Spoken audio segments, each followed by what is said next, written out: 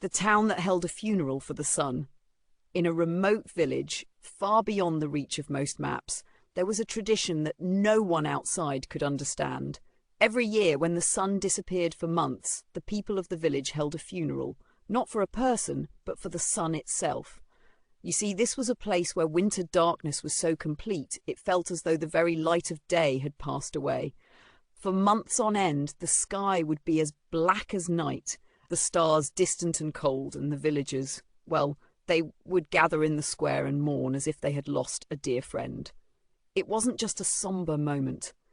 It was a community event, something that brought them together. They would dress in their finest clothes, not for a wake, but to honour the life-giving force that had once bathed their land in light.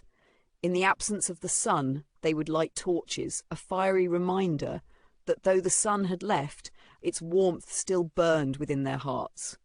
The streets would be filled with songs, slow, melancholy tunes that echoed off the snow-covered houses. The air was thick with the scent of pine and incense, as the villagers circled around a massive bonfire, their faces aglow with the flickering flames. They didn't just mourn the absence of daylight, they celebrated the resilience of their community. For months, they would live in near-total darkness. But they knew the sun would return. It always did. As the ceremony drew to a close, the village elder would speak of the sun's eventual return, reminding everyone that the dark days were only temporary, that no matter how long the night lasted, the dawn would come again. And with that, they would all gather in silence, waiting for the moment when the sun would rise once more, bringing life to the frozen land and warmth to their homes.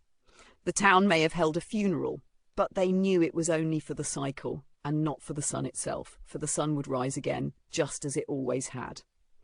If you enjoyed this story, don't forget to help the channel grow by liking, sharing, and subscribing.